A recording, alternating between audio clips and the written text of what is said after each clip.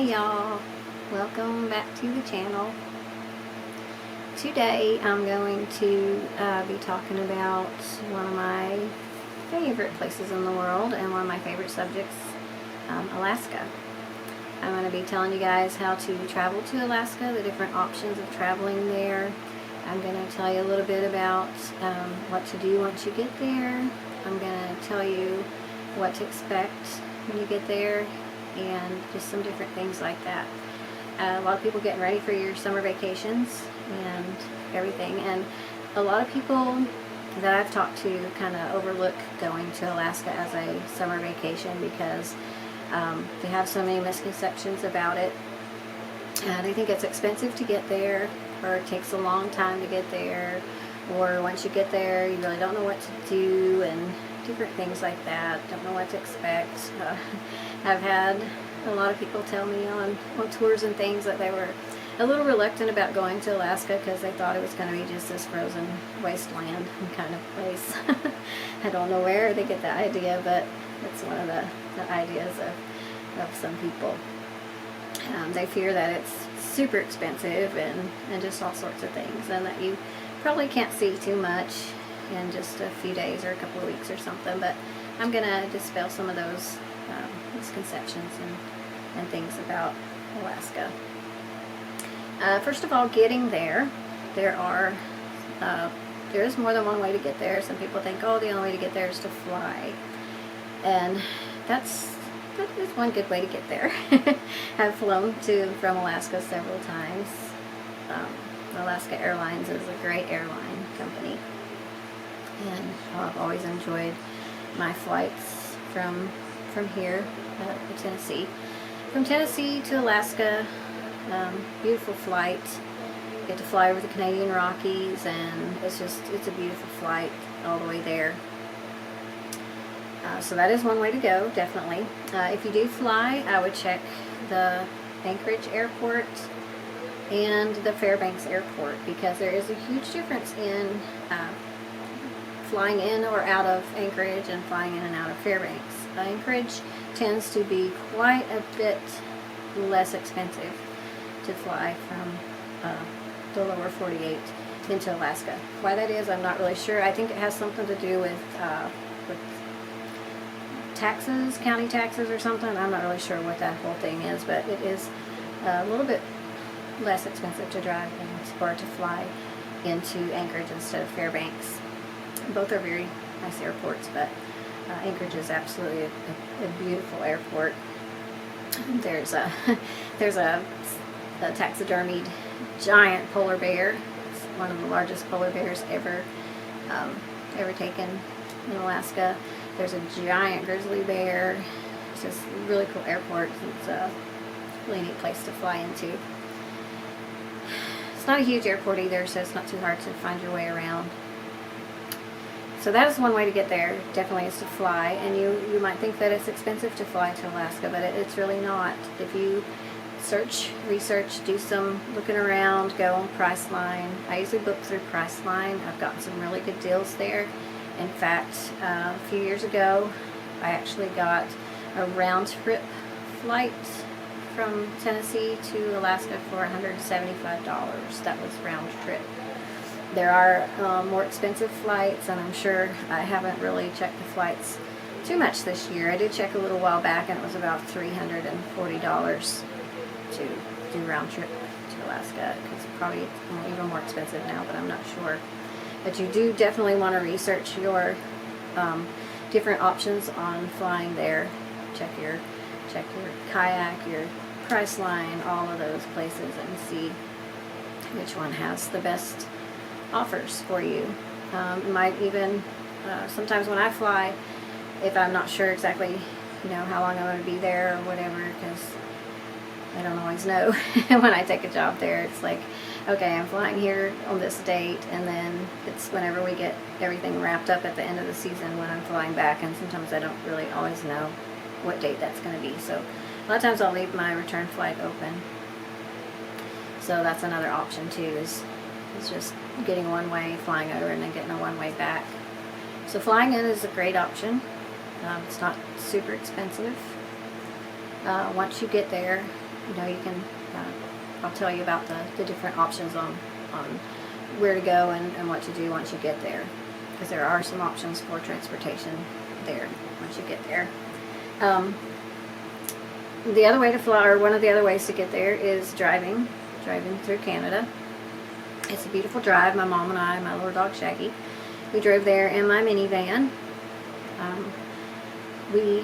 I had a job in Sitka, Alaska, which is an island, and to get there we had to drive through Canada to Skagway, Alaska, which Skagway, Alaska is right there, kind of in a little corner.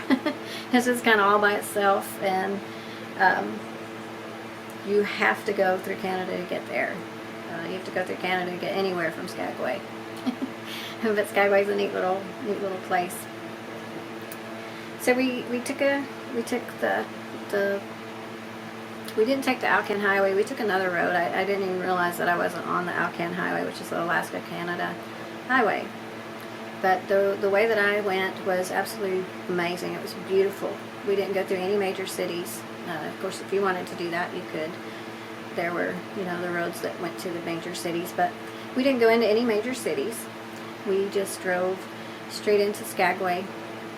It took us about 5 or 6 days to get through, or to drive from here to Alaska. It took us about 4 days through Canada. They ask you when you go through customs or through the border, approximately how long you're going to be in Canada.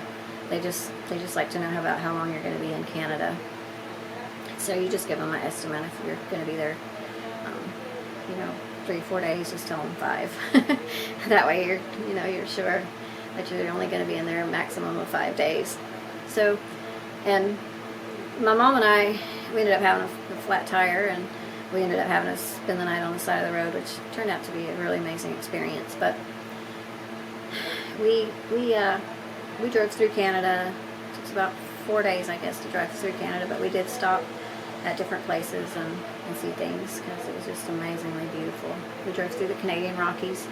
We spent the night on the side of the road one night, and we woke up surrounded by a herd of bison. And wow, I tell you, it was amazing. There was little baby ones and big ones and everything, and they were just like all around our car and all on the road and everywhere in this little field across the road there. Beautiful, great experience. Lots of things to stop and see in Canada, so it does take a little longer than you might expect to get through there. And we probably would have been in Canada a little bit longer. I would have stopped at more places, but I had to be at the ferry to catch the ferry to Sitka at a certain time, so we had to make sure that we were there in time for that. So we got to Skagway with no problems. Going through the border, it's probably, I don't know if it's any more difficult now than it was then. This was in 2017. 2017. And we drove to Skagway. When we drove through the border, you have to drive through, of course, to get into Canada, and then once you get to the end of to Canada, you have to drive across the border back into Alaska, back into the United States. And driving into the Canadian border, it took us about 30 minutes. You get out of your car, you go in, you give them all your paperwork. You have to have your passport, of course. Nowadays, I think you have to have. We didn't have to have that back then, which was a good thing. But you have to have your COVID vaccine passport, unless you're going there to work. If you're going there to work, all you need is a test done in the last 32 hours or something like that. But check with that, research it. You can even call the Canadian border. The number's online. Just look it up if you want to know exactly what to expect when you get to the border. I would call and find out. Now, I took my little dog with me, and you have to have a travel certificate from your veterinarian. They'll know what you're talking about. If you want to take your dog or cat or whatever with you, you can go and you can tell the vet what you need. You can tell them you're traveling across the border and you need a travel certificate. You have to have their vaccination certificates and all of that. You have to have your car registration if you're driving your vehicle. And you can actually drive a rental car into Canada and across into Alaska, but you have to get a special permit from the rental car company saying that you're taking it into Canada, or if you were going to Mexico, you would have to say that you were taking it into another country. But as far as I know, most of the car rental places will allow you to take a rental car across Canada and into Alaska if you so wanted to do that. It's not like, I know they do some people, but they didn't search my van. They ask you if you have any kind of weapons or anything like that, any knives or things like that. Of course, I had all my camping gear, so I had an axe and a machete and all kinds of stuff, but I had that packed away in a box in the back of the van. So they made a note of everything that I had in my van. And so you are traveling across the wilderness, and and they don't mind you having axes and things like that, because for camping and stuff, outdoor recreation. So they have you sit in this little lobby, and they check all your paperwork, and then one of the border patrols will go out and they'll walk around your car and just kind of look at it, look in the windows, make sure your license tag matches your registration, things like that. Nothing major. And then they'll call you back up to the desk, and they'll ask you some questions about how long you're going to be there and those kind of things, what you're going to be doing there. And they were super nice. They were super, super nice there. And so that was no problem at all. Once we got to Alaska, we just drove through. You just drive back into the United States. At least you did when I was there. Like I said, you can call or you can research and see what the border restrictions or allowances are right now. Also, we didn't have any problems, like I said. So if you're unsure of it, just call and talk to someone at the Border Patrol, and they'll tell you all the answers to that. The other way to get there is the ferry. If you don't want to mess with the Canadian border, you don't want to drive through there, you don't have your COVID passport, those kinds of things, you can actually take the ferry from Bellingham, Washington, and you can take it all the way to wherever you want to go. If you want to go just to southeast Alaska, you want to go to, say, Sitka or Kennecott or Juneau or somewhere there, you can take the ferry, and you can just get off there. You can take your car on the ferry, you can take your pet, you can take whatever you want to take. You cannot take your pet into, if you get a cabin or if you're camping on deck or anything, you must leave your pet in the car. But every few hours they have pet walking call, and that's when you can go out, and they have an area in the parking garage set up for your pets to do their business, and you give them their water and their food and things like that, and take them. If you're at a port, so if you stop in Juneau, you can actually get off and walk your dog on shore. There's layovers in most all of the ports, and you can actually go, like if you wanted to go into town and see Kennecott or whatever, or Juneau or whatever, there's usually at least a 2 or 3 hour layover there because they're loading and unloading the ferry. So you can get off and you can walk around town wherever you want to go. You can take a taxi or whatever and go into Juneau or Kennecott or Cake or any of those places. You're allowed to do that. And then you come back on, you put your dog back in the vehicle, and you go back upstairs. Like I said, there are cabins that you can, another thing, if you are going and you're not taking your vehicle with you, because you can ride the ferry and not take your vehicle. So if you're riding the ferry and you're not taking your vehicle, you can actually put your dog in a dog crate, or they have these cages that are pretty good size, and you can put your dog in there. They're locked up, so nobody else can mess with them or anything. And that's another way that you can take your pet with you. Like I said, you can't take them in the actual ferry itself. You can't take them into your cabin or anything, unless they're service dog. They do allow service dogs on the ferry, on the vessel. So the trip from Bellingham, Washington, all the way into Whittier, Alaska, which is on the mainland, if you wanted to go all the way to the mainland and go to Anchorage and that whole part of the Denali and everything there, you would take the ferry all the way to Whittier, Alaska. And there you would,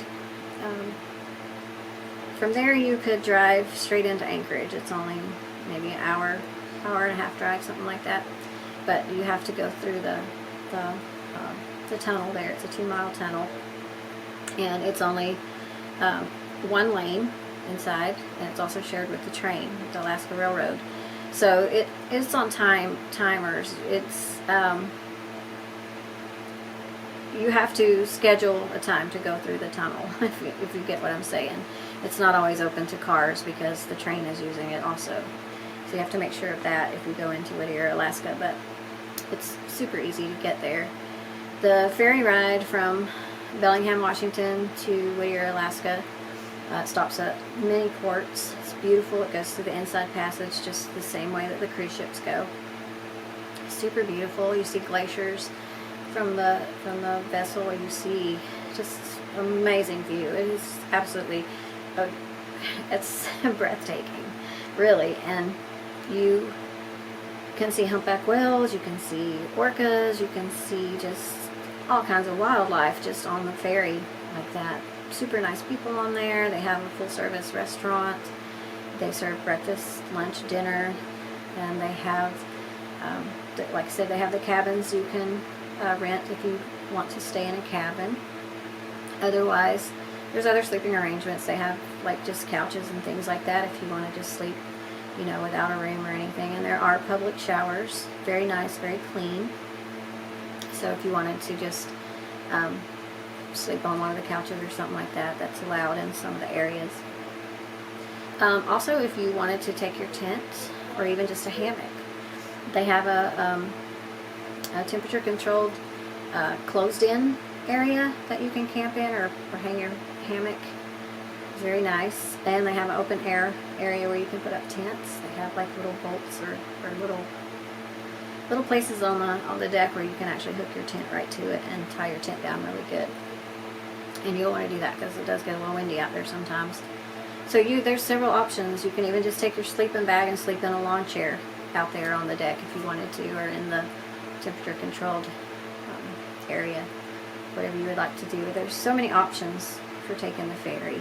And if you wanted to take a couple of days to spend in Sitka or Juneau, Ketchikan, and wherever the port is that you want to stay in, you can do that also. You just put it on your itinerary. You make your own itinerary for the ferry. So if you wanted to stay 2 nights in Sitka, you could do that. You just put it on your itinerary and you would stay 2 nights in Sitka, or you want to take 3 nights in Juneau or whatever. You can make out your own ferry itinerary, and you can just get off at the port. You can stay there, find your hotel room, stay there on the island, and then board the ferry and go on to the next place. It doesn't cost extra for you to do that. It does cost, extra for your vehicle if you have your vehicle on there. It costs around, I looked it up the other day. I just did an estimate on a tour for traveling for 2 people, for 2 adults, and a minivan, because I just used my minivan information. And it was around $3,400.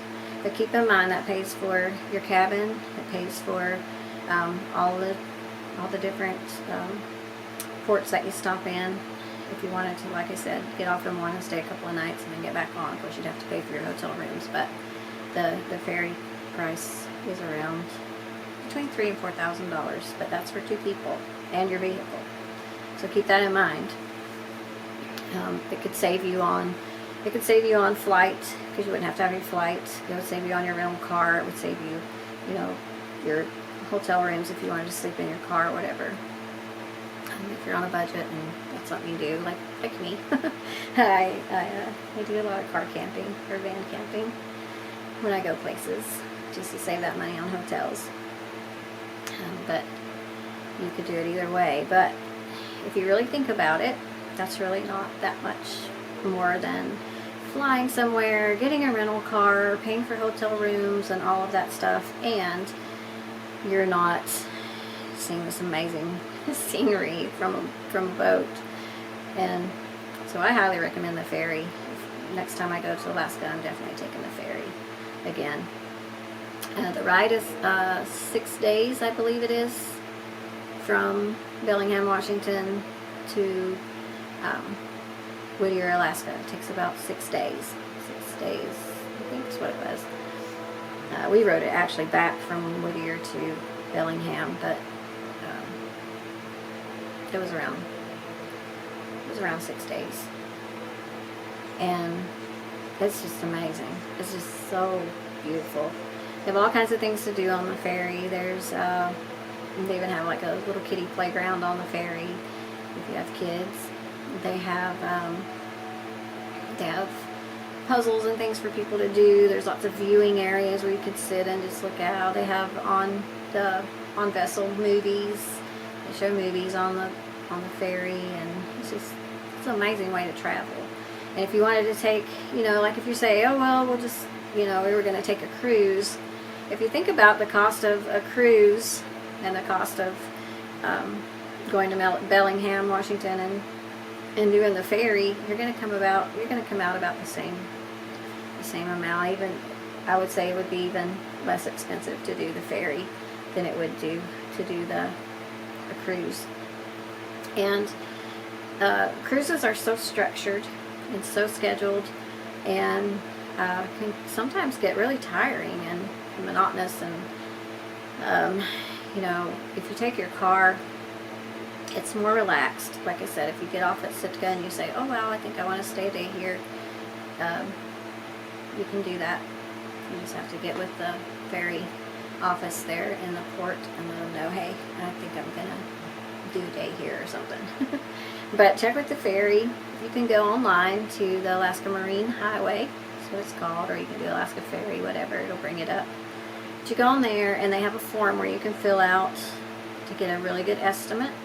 Don't worry about it. When you get to the end of it, it's not going to automatically charge you or anything. So you can go on there and you put in your vehicle information and the information of all the passengers, and where you want to go, what port you want to stay in, if you want to stay in another port. And you just figure out your itinerary on the form there, and then at the end of it, it'll give you a total of what it's going to cost you. They even add the taxes and everything, so it makes it really easy.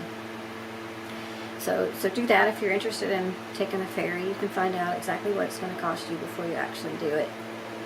Let's see what else about the ferry. I guess that's it about the ferry. There's many ports, many places that you can get off and stay for a few days if you want to. And like I said, it's really easy to get on there with your car, and just you park your car in the parking deck, and you can go down to your car during the dog walk call and get things out of your car if you need to or whatever. But you can't sleep in your car on the ferry. You're only allowed in the garage in certain times. That's for security reasons. Don't want people messing with other people's cars and stuff like that. So that's pretty much it for the ferry. Once you get there, you just drive off and do whatever you want to do.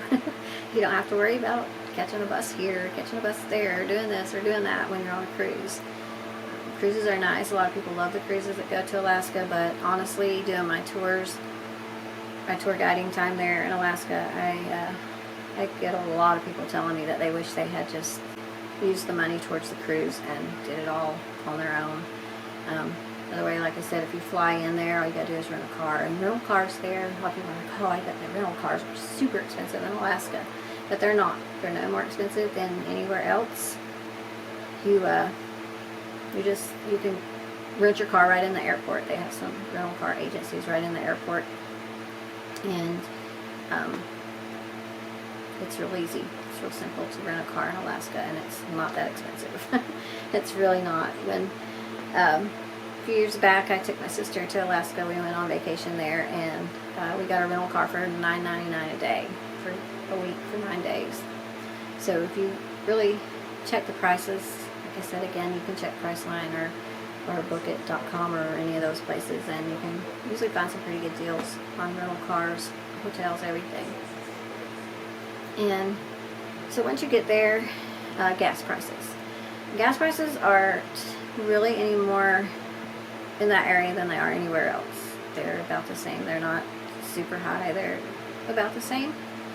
Food in Alaska is about the same as anywhere else unless you're on one of the islands. If you're on one of the islands, of course it costs more for food because they have to ship everything in or barge everything in or you know, fly everything into the islands. So if you eat at places in the islands like Juneau or Kennecott, Sitka, Cake, any of those kind of places, the food is a little bit higher.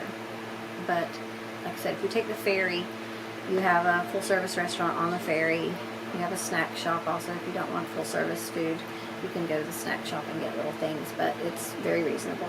And they do not accept tips on the ferry. No tips whatsoever because it's state run, and apparently if you work for the state of Alaska, you're not allowed to accept tips. It's even on, like if you take the actual Alaska Railroad and you don't use one of the tour companies, those people really aren't supposed to take tips. Of course, you can give it to them and they'll put it in the pizza fund or something like that, but they're really not. There's signs all over the ferry saying that they're not really allowed to take tips. So you don't have to worry about that extra expenditure, and the food, like I said, is very reasonable on the ferry.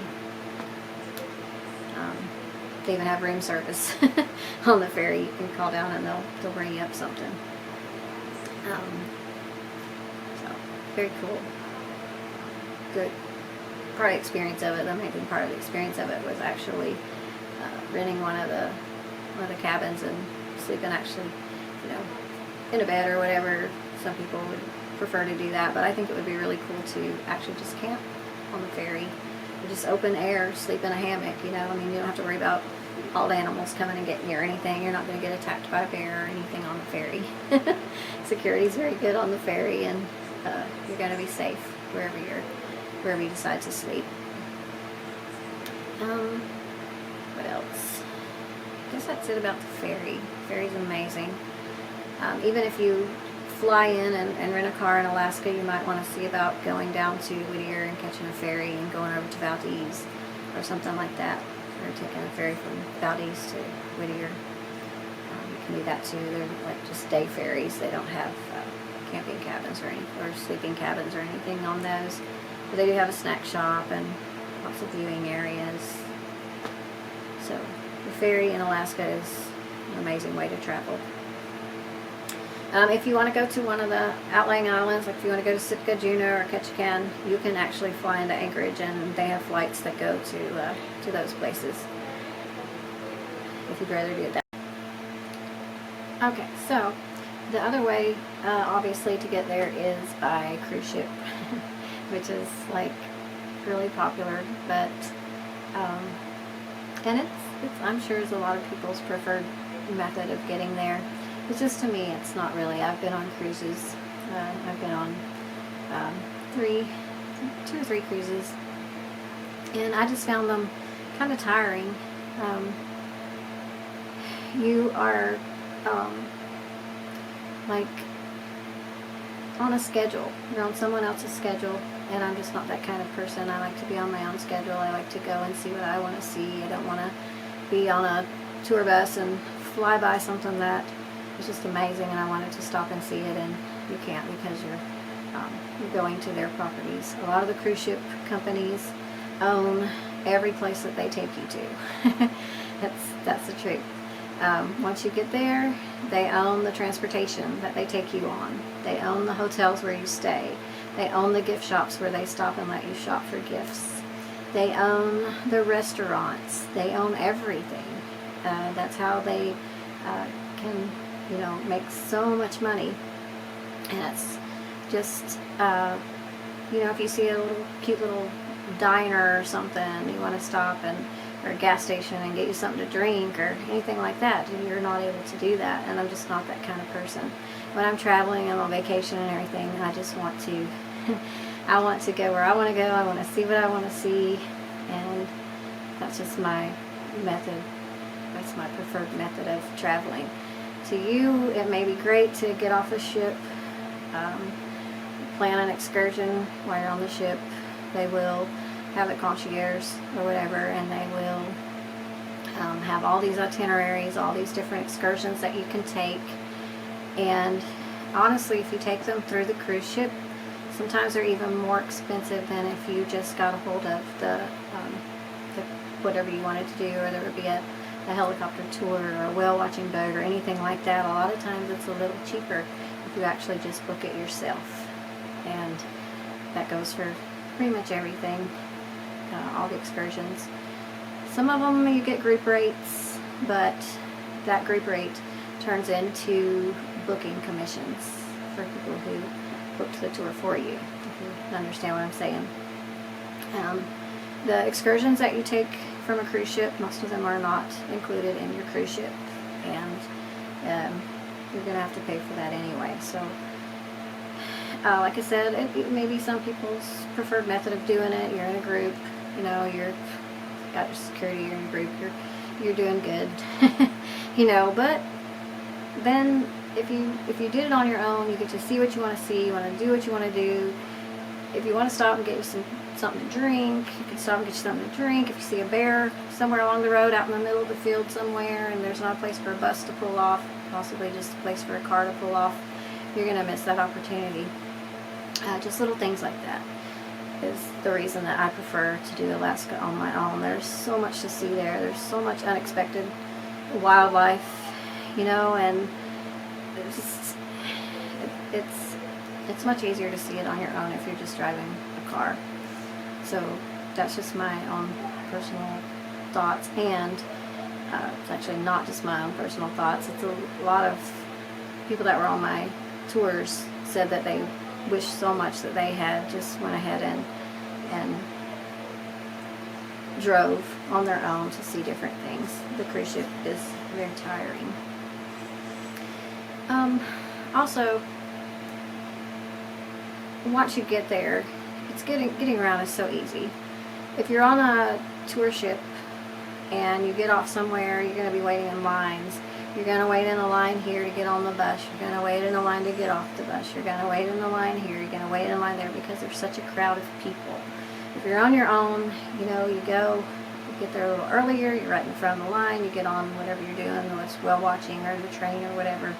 You just get right on there, and you don't have to worry about waiting in a line, being in a color group, or, you know, they're like, you're in the red group, you're in the blue group, you're, you know, it's I don't know, it's just not my way of traveling. But for you people that like to do it that way, that's great. I hope you have a wonderful time. I just encourage everyone to just go and try to do it. Either way, it makes you happy, whether you do it on the cruise ship or the. But another thing too is a lot of times people will say, you know, I was on that bus and it was so hot, or it was so cold, or this or that. And if you're in your own vehicle, your own car, or whatever you're in, you can adjust your temperature however you want to do it. You know, I mean, there's just so many things that if you're traveling with a group, you are part of the group, and you're gonna have to do everything that the group does. And I'm just not that kind of traveler, but like I said, if that's what floats your boat, then by all means hop on the next cruise ship and head to Alaska, because it's very well worth it however you go there. Once you get there, there are several different ways that you can land travel. If you're on a cruise, of course, it's all planned out for you already. They pick you up at the cruise ship terminal, they pick you up on a bus, and they bus you around to wherever you're going with that particular tour group. A lot of it's the water, land, and air tour, whatever. They bring you in on the ship. They take you across Alaska in a bus, or you ride the train across Alaska from Whittier to Anchorage, and then from Anchorage on into Fairbanks. And then once you get in Fairbanks, then you fly out of Fairbanks and go back home. That's how some of the tours work. Not all of them, but that is how some of them work. Some of them you fly into Fairbanks, you catch the train or you catch a bus, and they take you over to Anchorage, and then you catch the cruise ship over there in Whittier. They'll take you all the way down to Whittier, you catch the cruise ship in Whittier, and you go home. That's the two ways that you can go on a cruise there. For the most part, that's how most of them work. And they'll take you to, like if you do an excursion, like if you do a whale watching trip or whatever, the whole group of people stay there, and the ones who choose to go on the whale watching boat or trip tour, they'll all go on the tour together as a big group. So that's kind of how it works. If you're going from Anchorage to Fairbanks on the train, you're all a group. However, if you prefer to just do one leg of the train, there's from Anchorage to Talkeetna, and then from Talkeetna to Denali, and then from Denali to Fairbanks. Now I'm going to do a whole train video, and I'll tell you guys how all that works, but that's how it works. If you want to take just one leg of the train, then you can ride the bus. They pick you up at the different train stations. Like if you just want to ride from Anchorage to Talkeetna, and then you want to take the bus the rest of the way to Fairbanks, they'll pick you up in Talkeetna. However, they'll drive to Denali, and then you'll sit at the train station and wait for the people that are getting off at Denali to ride the bus. So it's kind of a waiting game a lot. You'll be sitting on the bus and waiting for people a lot. And like I said, they own the hotels where you'll be spending the night, so you don't have a choice of where you want to stay or anything like that. You stay at their properties, you shop in their gift shops, you eat in their restaurants. That's basically the way it works. So I'm not saying anything bad about cruise ships, believe me. I think it's great because so many people get to, to go and see it that otherwise wouldn't, because they have no other way to really go except with a cruise group, and that's great. I just encourage everybody to just, however you can get there, any way possible, just go. You will totally enjoy Alaska. It's just an amazing place. I've got my notes here. Okay, so once you get there, like I said, if you're on a cruise ship, it's all taken care of for you. If you're not on a cruise ship, you can catch lots of different transportations. If you take the ferry in and you don't have your own vehicle, from the ferry station in Whittier, you can hop on the train. The train goes from Whittier to Anchorage, so you could book a train from there to there. There's also shuttles. There's park shuttles that are pretty reasonable to ride. And you could do shuttles. There's also Uber. There's taxis. All the normal transportation you would find in any other state. So there's lots of different transportations. You can rent cars. There are a few rental cars in Whittier. I believe there's a rental car company there. There used to be. It may not be there anymore, so don't take my word for that. But you can catch one of the other transportations into Anchorage. Once you get into Anchorage, then you can rent whatever you want to. You can rent a car. There's also some really cool RV rental places, and some of them will actually pick you up wherever you come in at. They'll come and bring your RV to you, and you can just sign all the paperwork and everything like that from wherever you get into Anchorage, or wherever you get into Alaska from. So there are RVs that you can rent. There are lots of campgrounds in Alaska on the mainland. If you don't want to camp in a campground, there's a lot of boondocking places. Lots of places just on the sides of the road, down little dirt roads, whatever. Just be careful where you're going and everything. Just be wary that some of the roads there are a little bit rough. Some of the side roads that you might want to pull off in your RV and go camping down. Just remember that. But there are a lot of campgrounds, national park campgrounds. There's so many national parks in Alaska, and they all pretty much have a campground. It's very reasonable. If you're a senior or whatever, if you have a national park pass of some kind, you can use those in Alaska at the campground, so you can get pretty good campsites for that. Down in Seward, there's actually a campground right on the beach. It's really, really cool. You can do that, and it's not that expensive either. It's pretty reasonable to camp in Alaska. So there's the option of renting an RV if you'd like to rent an RV. If you don't want to stay in any hotels or anything like that, and you're not comfortable sleeping in your car. When I go to Alaska, I took my sister to Alaska. We stayed for 9 days. We slept in the car every night except for 2, I think. We stayed at a bed and breakfast one night, and then we stayed in a hotel one night.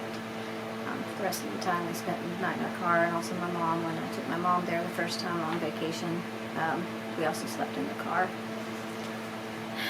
But I mean, there's many options you can do. You can, once you get there, you can go to Value Village or somewhere and buy you a cheap tent, and you can tent camp if you prefer to do that, but just be wary of wild animals. There are grizzly bears out there. I'm going to do a video on that too. I'm going to do a video on animal safety and what to do and what not to do if you encounter wildlife in Alaska, because it's a little different in Alaska with wildlife than it is in some other places. So, but they're not to be feared. They're just to be respected and to be cautious about. But I'm going to do, like I said, I'm going to do a whole video on wildlife in Alaska and what to do in case of an encounter and stuff. Animal safety. So, like I said, you can rent a car, you can rent an RV, you can take one of the mini shuttles, you can take the train, you can take an Uber or a taxi or something. Or if you want to go to one of the outlying islands, there are flights that you can take to different places. They're all small planes, most of them. There are airports that have major airlines coming into, Sitka, Juneau, Kennecott, some of those major islands like that. And Juneau, of course, is an island, but it's also the state capital. So if you wanted to go to the state capital, you would have to fly to Juneau. But they do have airports. Or you can take the ferry, either one. And like I said, you can always take the ferry to different places, a few different places. But I think probably the easiest way to get in and around Alaska is to either take your own car on the ferry, drive there, or rent a car or an RV or something like that you can drive around and do your own self. I was also looking at, you could actually fly there if you wanted to do your own version of air, land, and sea, or whatever they call it. You could actually fly there to Anchorage or Fairbanks, whichever one. Like I said, it's a little cheaper to fly into Anchorage than it is Fairbanks. But you could fly in, and then you could do your driving around, and then you could take the ferry back to Bellingham. And I kind of looked up, researched a little bit about it, and I just did March 15th for just an estimate of what it would be. And for 2 adults from Bellingham to Whittier, which is 6 days with a cabin to sleep in, would be around $1,600. That's without a vehicle. Of course, the vehicle adds more to that, but that's really not too bad if you think about it. And like I said, it's well worth it. It's maybe a once-in-a-lifetime travel over there, and it's just an amazing place. Like I said, rental cars, you can get those pretty cheap.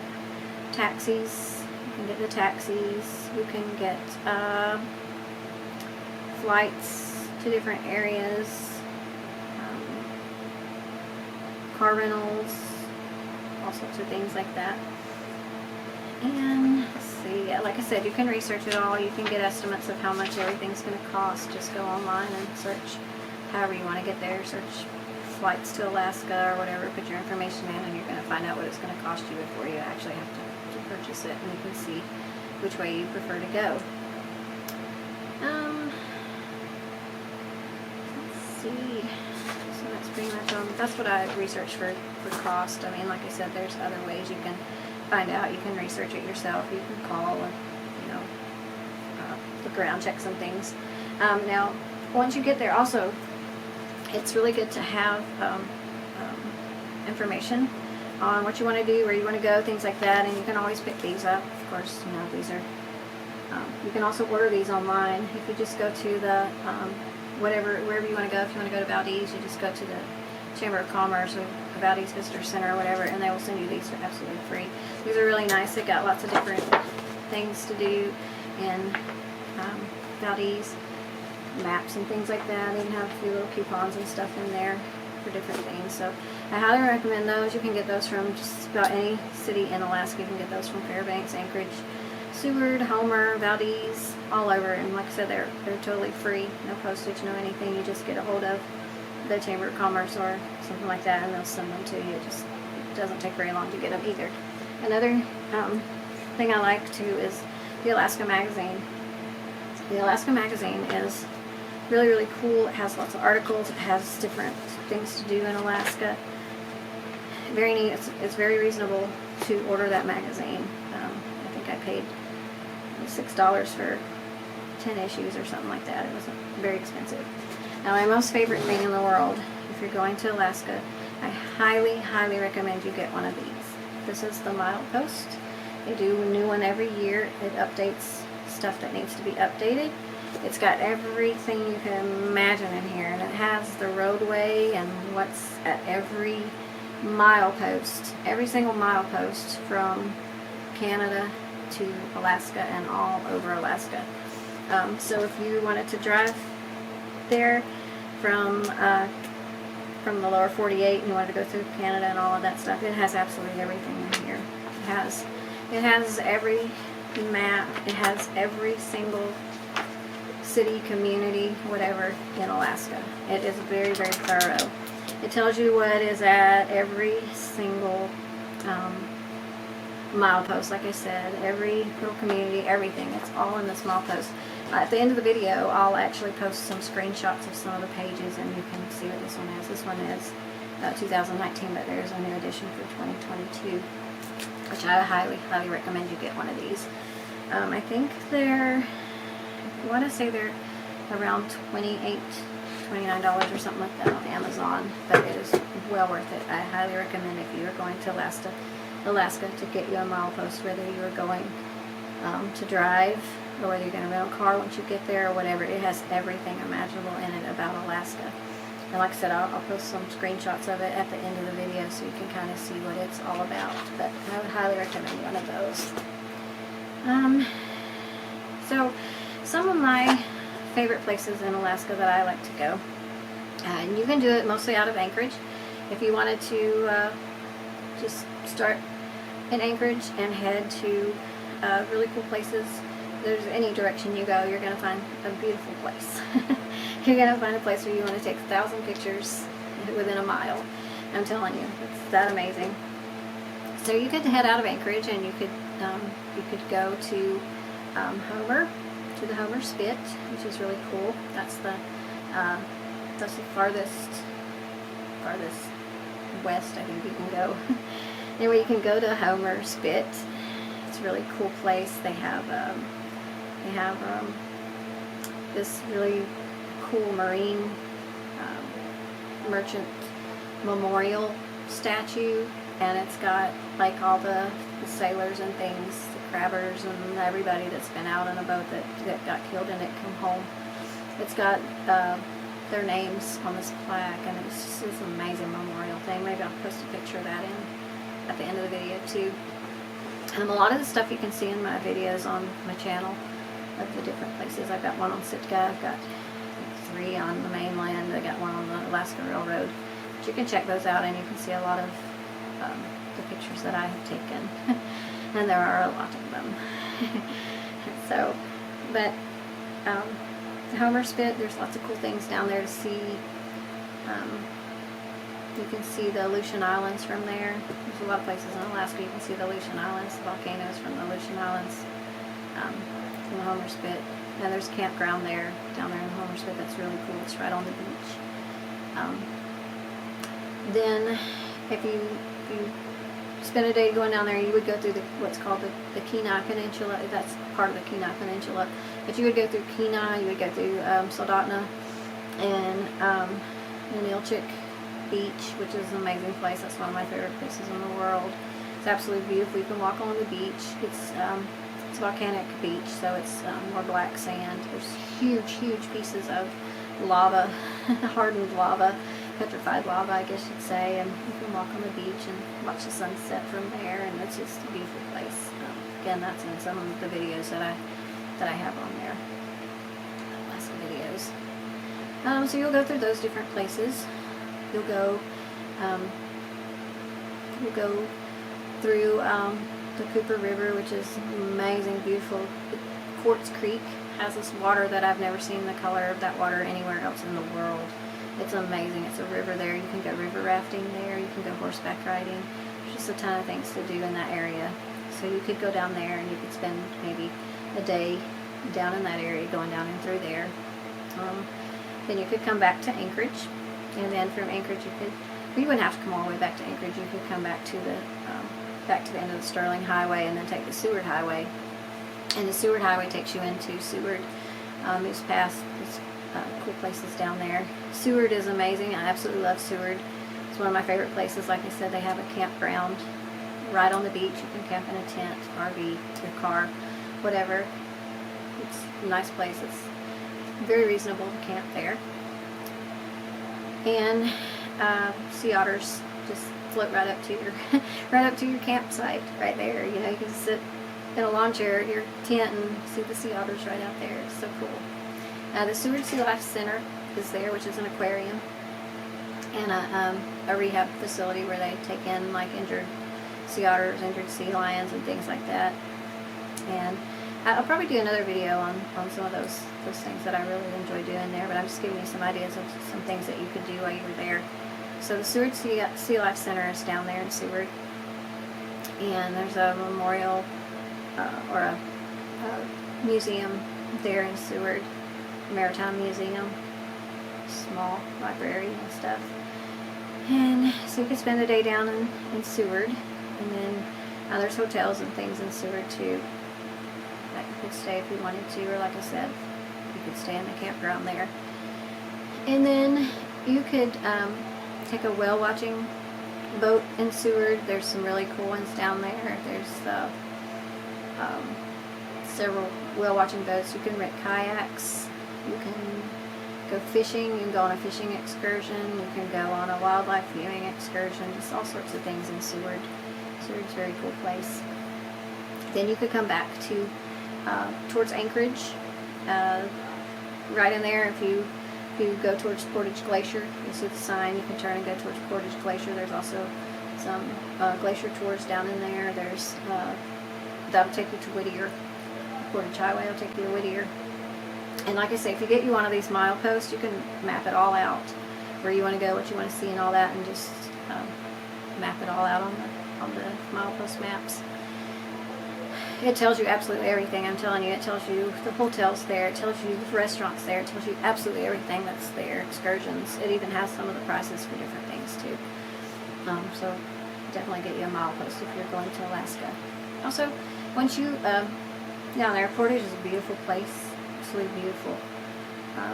You can see the glacier from there, Portage Glacier. And you can see the big icebergs floating on the water. Really cool. There's a really nice national park right down there. Then you can go on down the road and you'll come to the 2-mile tunnel, Anton Memorial, something Anton Tunnel.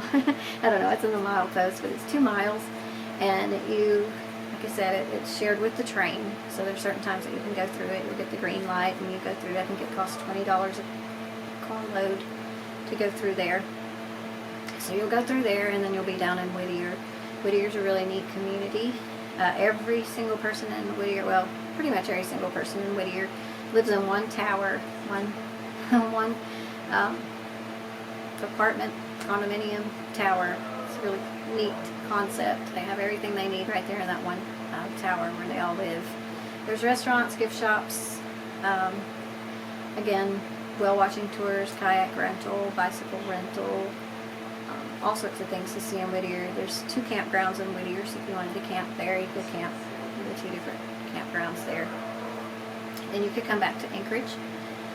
From there, you would make a stop in Girdwood to the Alaskan Ski Resort, which is a really neat place. There's some really cool hiking trails with boardwalks. There's a good place to see moose and things like that. Like I said, just be wary of the wildlife there, and I will do a video on the wildlife of Alaska. And also around Girdwood, around Portage and Girdwood, is the Alaska Conservation Center, Wildlife Conservation Center. Really neat place. It's like a drive-through type zoo, but the animals are not like walking up to your car or anything like that. You don't have to worry about getting bit by a camel like Jacob the carpetbagger did. And it's funny.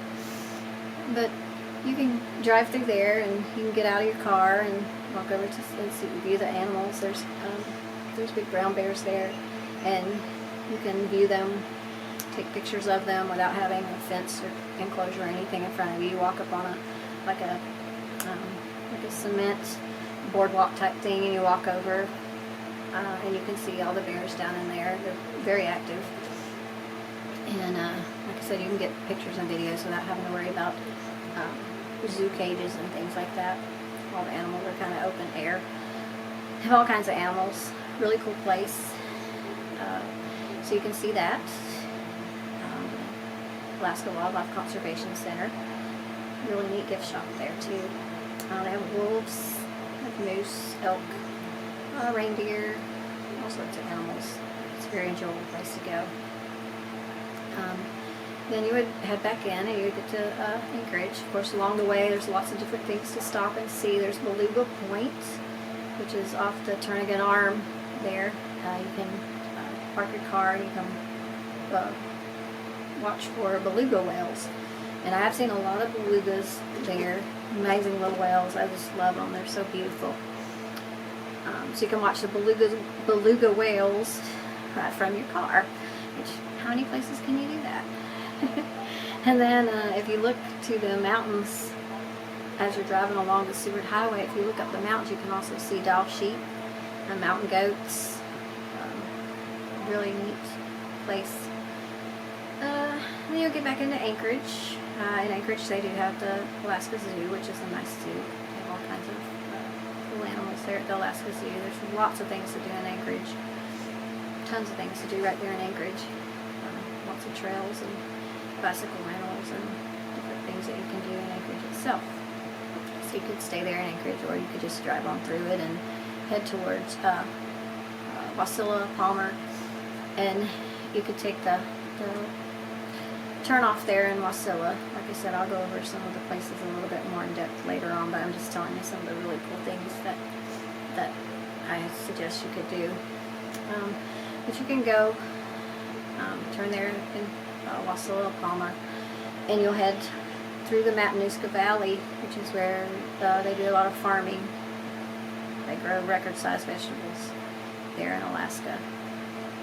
And I'll do a lot of more of this stuff when I do my actual mock-up tour that I'm going to do. And I'll tell you some more about the areas and things as I do my mock-up train tour that I'm planning to do. So you would go through the Matanuska Valley. You pass the glacier there. You can stop. You can go to the glacier and do those glacier tours. Or you can go on down. You go over the mountain and through the woods and go ahead towards Valdez, which is my very favorite place in Alaska. I love Valdez. Valdez is amazing. It's absolutely beautiful. Lots to do in Valdez. You get to go through a pass. You get to go through a canyon. You get to go over the river. There's waterfalls on the sides of the road, just everywhere. It's absolutely beautiful. Beautiful, beautiful place. That's where you would really want to have your own vehicle, because you definitely want to stop and take pictures of everything. I'm serious. I don't even know how many pictures I've taken on that road. But again, the milepost will tell you all of that. They'll tell you where the waterfalls are, what mileposts they're at. They'll tell you just everything. I mean, it's amazing publication. And no, I'm not getting paid from them. I'm not an affiliate or anything in the milepost. I just love it. And it has been just so necessary in all of my trips to Alaska. No matter how long I'm going to be there, the milepost, I always have my milepost. And like I said, they update it yearly, so it's got all the new stuff in it. So I highly recommend getting one of those if you go. So you'll head down and you'll go to Valdez, and once you go down into Valdez, it's so beautiful. The water there is just amazing. And like I said, there's lots of things to do there in Valdez. Also, there's gift shops, there's kayak rentals, there's hotels, there's restaurants, there's just all sorts of things to do in Valdez. There's a place, if you go towards where there's a fish hatchery there, and you can go to where the fish hatchery is, and you can watch the salmon. There's lots of places in Alaska to see the salmon, and of course the milepost will show you all those different places, the Russian River, lots of different places to see the salmon.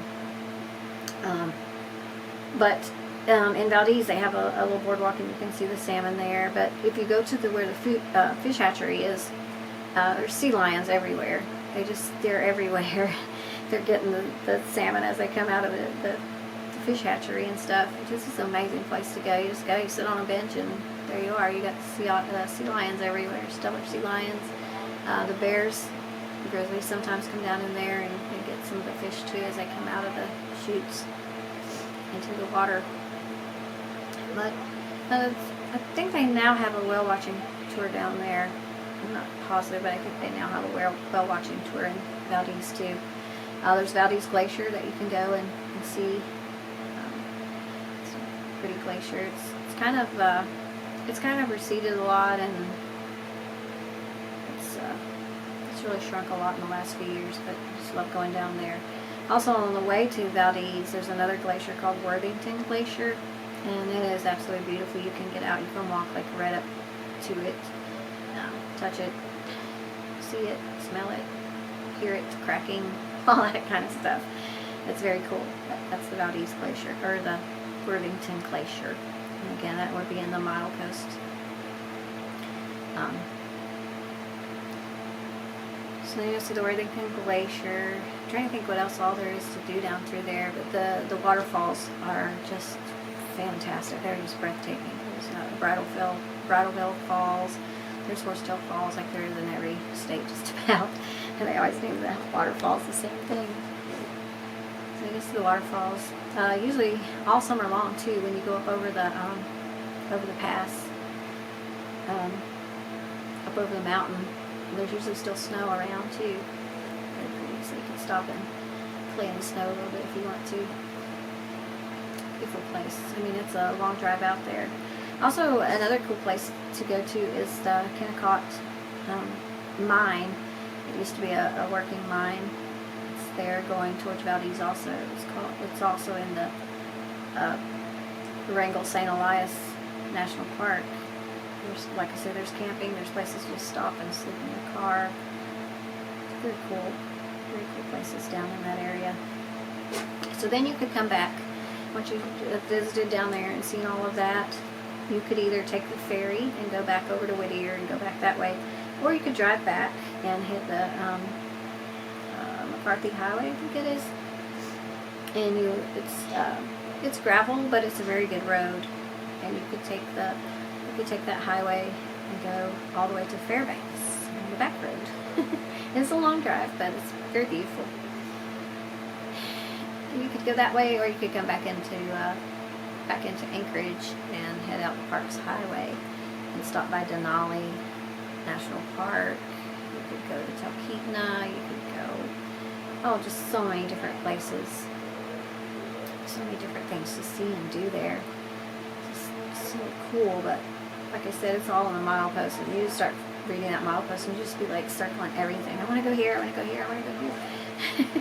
And so much to do. And then you could drive to Fairbanks if you wanted to, and then from Fairbanks you could go out to Chain of Hot Springs, which is a really cool resort right there.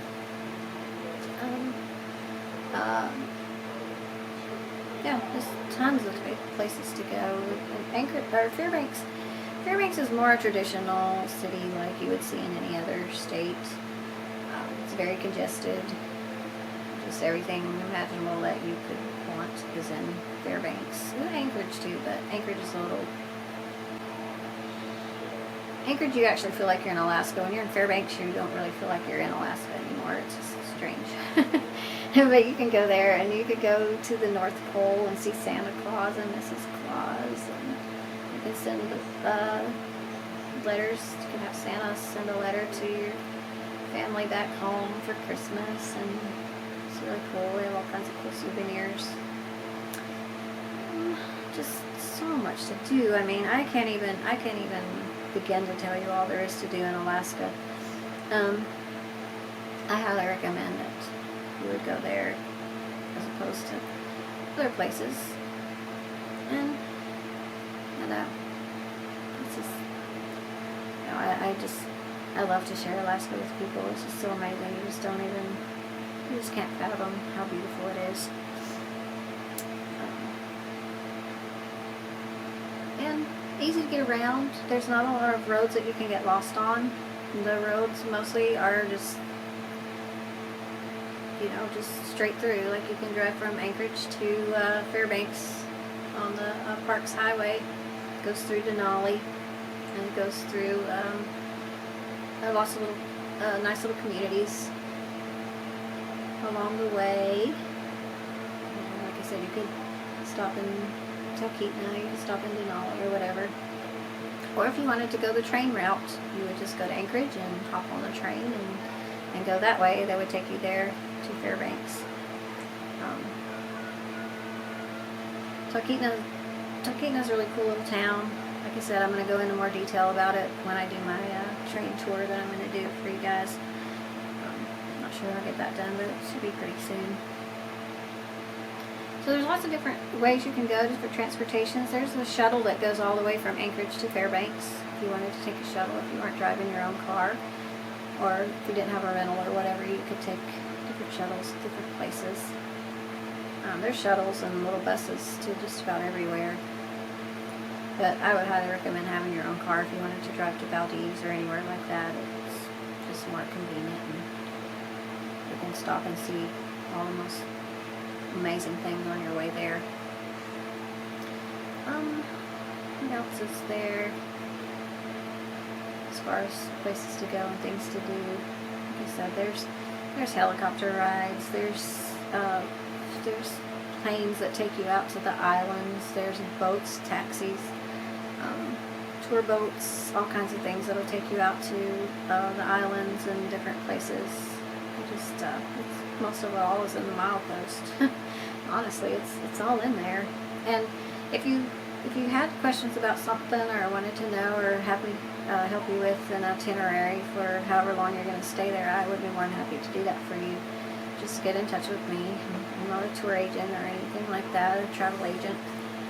I just do it because I love helping people have an amazing vacation, and being able to see as much as possible in however amount of time that you have there without feeling rushed or anything like that. And, like I said, it's almost impossible to get lost in Alaska. It really, really is. There's so few roads. But it's the only place you really maybe get lost is in downtown Anchorage or downtown Fairbanks. Other than that, it's pretty much easy to get anywhere there. And I guess that's pretty much it for going places to go. Just right off the top of my head, like I said, I'll probably do a more in-depth video of some other things. I might even take the milepost and point out some really cool places there and go over that too in one of my videos. What to take? A lot of people think, like I said, they think that Alaska is just this frozen wasteland. And they really don't know what to take as far as clothes and things like that.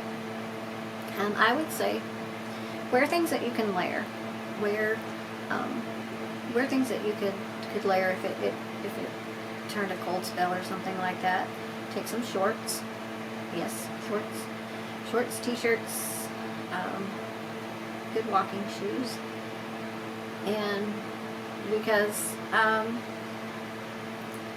it gets really hot in Alaska. You don't really realize that, but you're very close to the sun there. And that sun, it gets hot. And I tell you, the last time I was there, I worked on the train, and we would stop in we stopped in Talkeetna one day, and it was 99 degrees in Talkeetna. And Talkeetna's kind of down in this little cove valley or whatever, and there was no breeze or anything, and it was super hot. And people that were on the tour ships and things like that, they were getting on the train, and they were in sweatshirts and wet pants, and they're just like, oh my gosh, I'm burning up, it's so hot, they didn't tell us to bring summer clothes, we didn't know, we thought it was cold here, and they're just shocked by that. So be sure that you bring, or you know, at least pack some shorts, some t-shirts, things like that. Now if you get there and you're on your own and you can stop wherever you want to, go to the Value Village. If you like thrift stores like me, I'm a huge thrift store person. Just run in there, and if you didn't take the right things with you, run in there and get you some shorts and t-shirts or something, whatever you need. Or they have Walmart, Target, all the stores, they have all of those in Anchorage and Fairbanks. Now when you get into some of the smaller communities, Wasilla has a lot of stuff too. But if you're not one of those three places, shopping is very sparse. There's mostly just the grocery store, maybe at Fred Meyer's, which is a Kroger. There's Fred Meyer's grocery stores, and that's pretty much it. In some of the places, most of the places, all except for Soldotna has a few things now too, but they don't have a Walmart or anything like that, I don't think. Right now, but they didn't when I was there in 2019.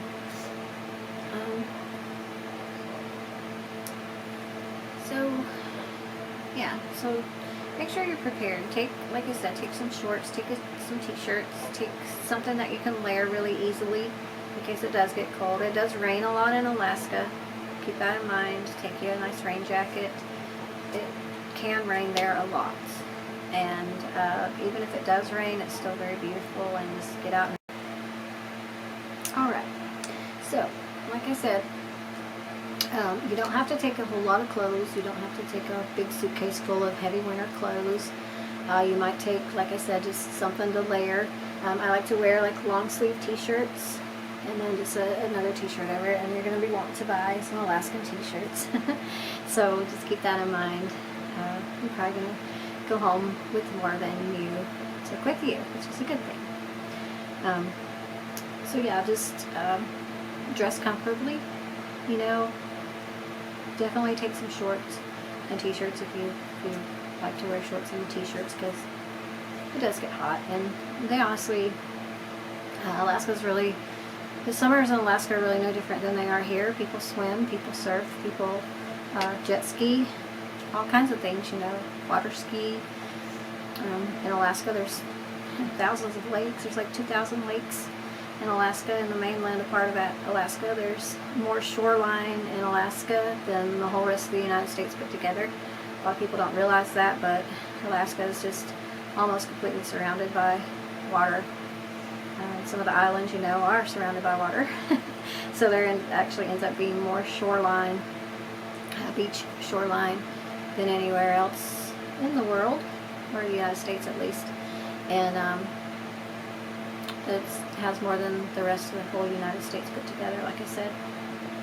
So there's a lot of water sports and things that people do there. So it does get very warm there. One of the reasons it gets warm, you know, is because there's so much daylight. You're going to be up at 1, 2, 3 o'clock, sometimes 4 o'clock in the morning, and it's still going to be a little bit daylight.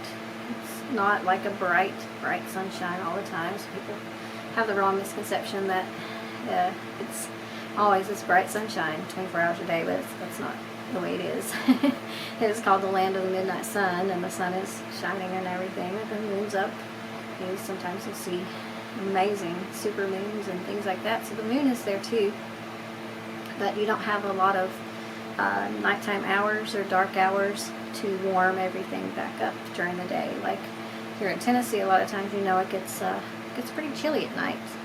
That's because it gets dark, you know, and it cools everything back off. But there, you don't have that sun to cool things down in the evening, so it's pretty warm there most of the time.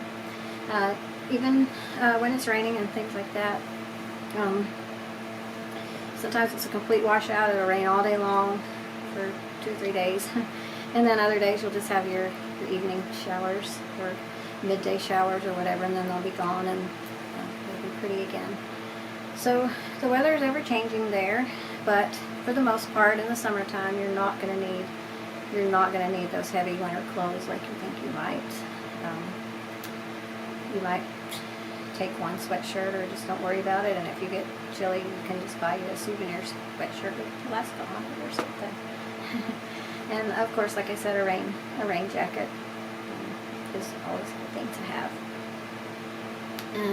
But no special clothes or anything like that.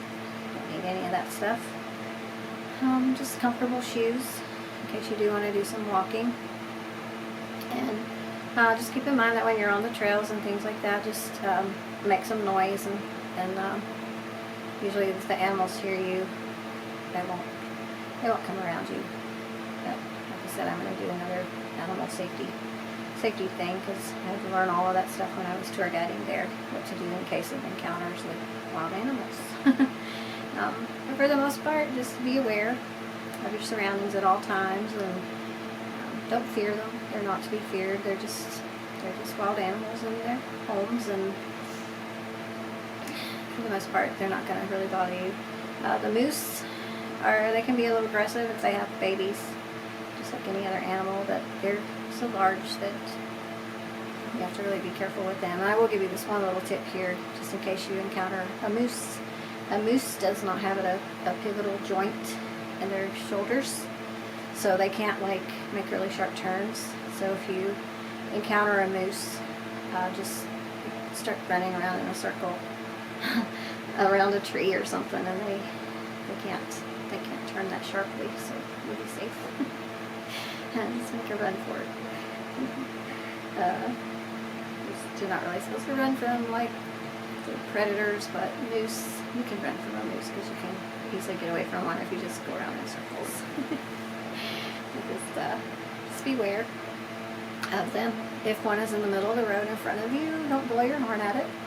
That makes them very angry, and they will attack your car. So if there's a moose in the middle of the road, just take a whole bunch of pictures and enjoy it. Because you don't want to get your car messed up by a moose. So back to what to take, and what to expect, and all of that kind of stuff. It just depends on what you're going to do. A lot of people will just go, like I said, there's lots and lots of thrift stores in Alaska. You can go there, and lots of people will do this, so you have a chance of getting, used. You can get tents, you can get cooking stuff for camping. You can get pretty much all your camping supplies at a thrift store somewhere.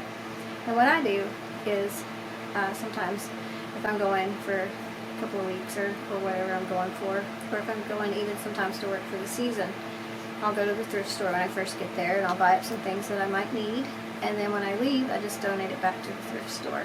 And then, the next person can do it, because you're not going to spend a whole lot on stuff at the thrift store. Now, like I said, there's Walmart. You take stuff back to Walmart too, I suppose. I'm not sure they really appreciate that too much, but I suppose you could do that. But yeah, I just go to the thrift stores. I buy stuff at the thrift stores, and then take it back and redonate it to the thrift store. Use it for a tax write-off. Get a receipt for it, and use it for a tax write-off. Well, I don't know, but yeah, don't go there with a lot of stuff, because you don't need it. It's not necessary. It'll just weigh you down on the airplane and stuff. But just prepare. Like I said, take nice long sleeve shirts and t-shirts. And then if you need the long sleeve shirt, you got it. If you don't, then you can just wear the t-shirt. What else? I'm sure I'm missing things. Buy snacks when you're near a gas station or in town or anything like that. The gas stations, if you're out of like Anchorage and Fairbanks, Osceola, if you're going somewhere else, usually you can make it if you fill up. If you're leaving from Anchorage, go ahead and fill up in the morning, or fill up if you're in Fairbanks, fill up in the morning, and that should get you to wherever you need to go, to the next gas station. I mean, it's not like there's a gas station everywhere. There's no interstates. There's absolutely no interstate in Alaska anywhere.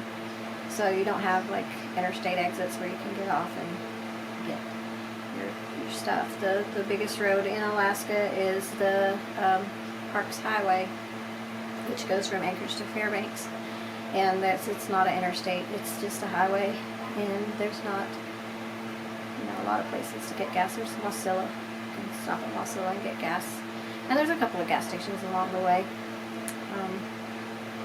But just be aware of keeping your gas.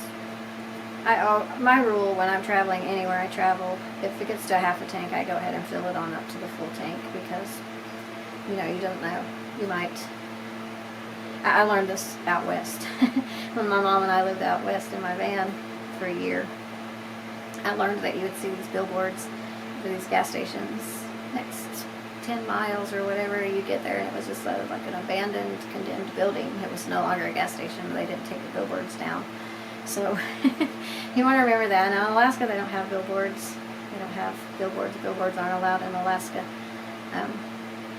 So there's not a lot of billboards along the highway, and you're not driving like a normal highway like you would suspect. You're in a national park basically for a long ways. Now there's gas stations in Healy, which is near Denali National Park. There's some gas station in the actual on the road that goes through the turn off to the park in Denali.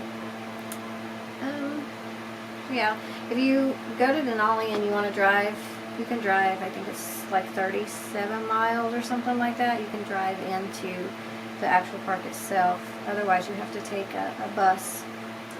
You can go to the visitor center and get tickets to ride the bus. It does cost to ride the bus. And right now, most of the road in Denali is closed, even to buses and everything, because of a rock slide there on one of the rock glaciers. It's been moving for years, and this past couple of years, especially this past year, they've had a lot of movement of the road, and they lost a lot of the road that goes into the national park, that goes deep into the national park. The national park road for Denali actually goes in 97, 98 miles into Kantishna, which is just the end of the road, basically. It's where a lot of people will gather to do the hike up the Denali Mountain. So just keep that in mind. If you're going, you can't drive but 37 miles or something like that on your own into the national park, but it is an amazing drive. You will see, more than likely, you will see moose, grizzly bears, sometimes wolves. There's all kinds of animals out there in the national park. So I would highly recommend driving into the Denali National Park. A lot of the roads, keep in mind also that some of the roads, like what we would consider a main road to somewhere, a lot of them are gravel, but they're good gravel. They're easy to drive on and everything. But if you do rental cars, some of them will have certain roads that they really don't want you driving on. Just keep that in mind, but most people do anyway. I've always had my own car there. Well, except when I took my sister, we rented a car, but we weren't really on any of those back gravelly roads in that rental car. But my own car, I drove it just anywhere I wanted to when I lived there. I had a car. What else? I'm trying to think what else there is. Yeah, you can go. If you choose to go to Fairbanks and do some things out of Fairbanks, you can actually go out to Prudhoe Bay, which is where the pipeline starts. There's lots of places in Alaska you can actually drive and see the pipeline if you're interested in that. You can go out the Alaska Range or the Dalton Highway. It's the Dalton Highway. It's the truck. It's the ice road truckers. You can actually go on that road that the ice road truckers travel out to Prudhoe Bay. Or if you don't want to, you can actually, on your way out to Prudhoe Bay too, you can stop by the Arctic Circle, which is really cool. You go over the Yukon River, and you can stop by the Arctic Circle, where Superman was in the Superman movie. There's actually a plaque there and this thing on the ground, this round memorial thing, and it says Superman was here. That's pretty cool. And you can actually sleep in the parking lot of the Arctic Circle. I've done it a couple of times. And then you go out to Coldfoot, which is the last major gas station truck stop on the way out there. So if you go out, heading out towards the range, the north face and towards Prudhoe Bay, be sure you stop in Coldfoot and get gas. They have a really good place to eat there too. Coldfoot's a really neat place. And you can go out to Prudhoe Bay. You cannot get on the actual Prudhoe Bay property without doing like a tour thing, because it's a working oil field, whatever. So you really can't go on the actual Prudhoe Bay property. But just the drive out there is really neat. Lots of wildlife, and you drive pretty much the whole 400, 500 miles, whatever it is.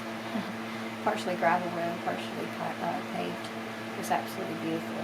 That's something you really don't want to miss. I was out there a few years ago and driving along, and I just happened to look off to my left. It's kind of mountainous out there. You do go over a pass that's way higher in elevation. I think that's the highest elevation in Alaska that you can actually drive on. Yeah, I think so. I'm sure if you watch the Ice Road Truckers, you've seen them up on the pass. But you go up there, and I was past that a little ways. It was kind of mountainous there. You're not on the mountains, but the mountains are all around you. And there was I looked off to the left. There was this little river running along the edge of the road there. And I see this huge herd of caribou, and they're coming down this mountain, and there's probably thousands of them. I'm not exaggerating. And they come down the mountain, and they're running right towards my car, and they get down to the bottom, and they all stop, and they start drinking out of that little creek, river, whatever, along the side of the road there. And it's just amazing. It's absolutely fantastic. So I think that's probably the only real giant herd of animals that I've ever seen was out there on the road to Prudhoe Bay. If you get a chance to go out there, it's highly recommended. But you can also catch in Fairbanks. You can do it's like this big built-up four-wheel drive Jeep looking thing, and they'll take you all the way out there. I'm not sure how much that is, but that's something that you can do too. You can take a tour out to Prudhoe Bay. I never took that tour, so I don't know what it's like, but I hear it's really cool. So just tons and tons and tons of things that you can do. You can gold pan if you'd like to do that. And a lot of times you can find your gold panning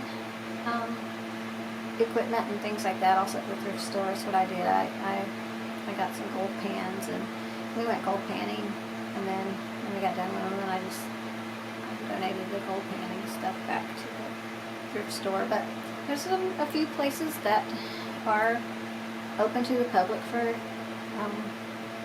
also digging. You can dig for gold too, but there are some places where you can use one of the little sluice boxes or whatever and do some gold panning or gold digging or whatever. Just be careful if you're doing that, because there are still some active claims. People have active claims on that. They will have them marked with flags along the river or wherever, and just don't cross anybody's claim, because it's not a good thing. I don't know if you watch any of those Alaskan shows on TV or not, but people don't like you crossing their gold claims, so just don't do that. You'll be okay. But there are some public places where you can actually gold pan in the wild. It's not those.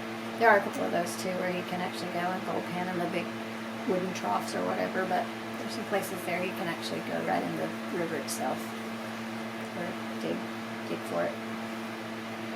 The milepost also has all that stuff in there. So, like I said, I highly recommend you get a milepost.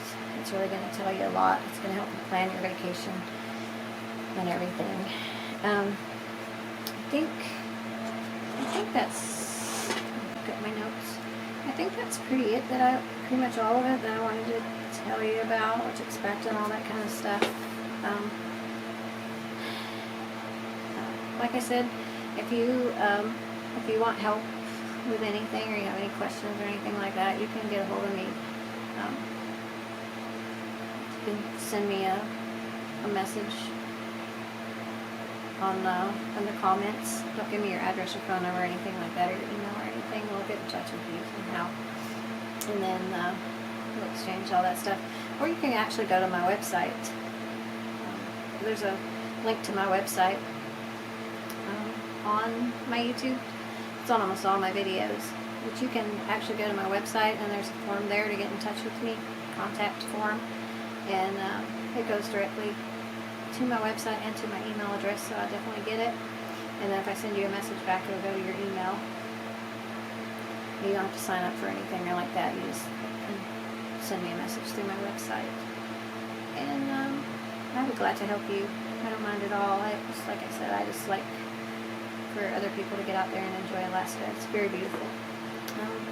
One thing when you're on the road too is, like I said, make sure you get gas anywhere you can, and they have a lot of pull-offs with bathrooms, like porta potty type bathrooms, and they're really nice. Most of them are really nice. There's people that travel up and down the road every single day and clean them out, and they put this blue water liquid stuff in them, and they're actually very nice and clean, so they're not going to be like you've seen in other places. At least they weren't. That might have changed with the whole COVID thing, I don't know, but as far as I know, last I knew, they were still taking care of the bathrooms and keeping them very nice and clean. Also at the campgrounds, they had the same kind of bathrooms. And they are open 24 hours a day, all the time. And, what else was I going to tell you? Restaurants are few and far between. Also, best places to eat are Fairbanks, Anchorage, Wasilla, Soldotna, Kenai, Valdez. They have a few restaurants. Now, once you get to your destinations, pretty much all the destinations you're headed to, they will have restaurants there once you get there. But between, going there, a lot of places you'll go for a long time without seeing any restaurants or anything like that. So be sure you have some snacks and stuff with you. Some more safety too is just, the same kind of safety you have with Smoky Mountains or anywhere else in the parks. Make sure your windows, if you're out of your vehicle, make sure your windows are up, your doors are locked, because the bears can open your doors and get in there and stuff, so you want to be careful doing that. If you do car camp at night, I would recommend just being safe. Keep your windows up if possible. You're gonna smell, if a grizzly bear comes around, you're gonna smell them before you see them, because they do smell pretty bad, especially in the summertime. They're gonna smell kind of like really rotten fish and stuff like that. So you'll probably smell them. We've smelled them around our vehicle when we were camping before they were around. Just be quiet and try not to make a whole lot of movement if there's one like looking in your window or something. And I'm not trying to scare you, because they're really not scary. I'm just curious. We have very, very, very few people getting attacked or anything like that. Most of the time, if they do, they're out somewhere way out in the backcountry where the bears aren't used to people. So, and usually they'll have food or something in their backpack. And if you do a camp, if you cook at your campsite or something like that, and the smell of your food gets in your hair and everything like that, that can bring them in. So just be aware of your surroundings and stuff. And like I said, it does, especially if you go late in the summer, if you go in like September, October, or something like that, in the early fall, which is my favorite time to go. It's absolutely beautiful. The colors there are amazing. But if you do go at that time, it does start to get a little cooler at night, because it does get dark earlier at that time of the year, and it can snow and it can be cooler at that time. So if you go if you go in September or afterwards, you might want to take some warmer clothes then. But as far as the summer, if you're going in the summertime, you're going to be fine with just normal summer clothes and maybe a jacket to wear if it does rain or something.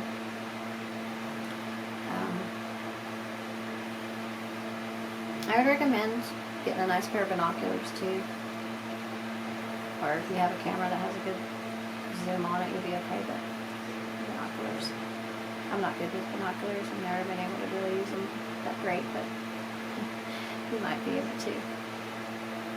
And let's take lots and lots of memory cards for your camera, or grab you some of those little throwaway cameras or something, because you are going to want to take a lot of pictures and videos. Souvenir shops, like I said, some of them are cheaper than others. Some of them are owned by tour companies, and you're going to see the price difference in those that are owned by, say like the tour companies. I'm not going to name any names because it's not going to do that. But they do own a lot of the gift shops and things like that in Alaska. So look around for your souvenirs. Walmarts, the Walmarts in Alaska, those are great places to get your souvenirs. Got a lot of cool stuff in Walmart for Alaska. What else?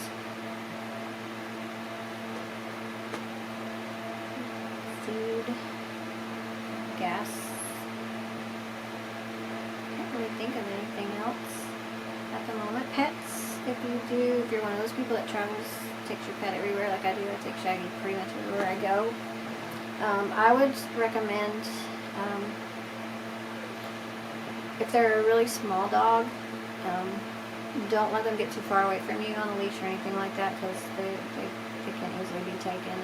And more animals disappear in Alaska than anywhere else in the United States, because people just don't think about it and they don't keep them on their leash. So if you take an animal with you, keep it on a short leash.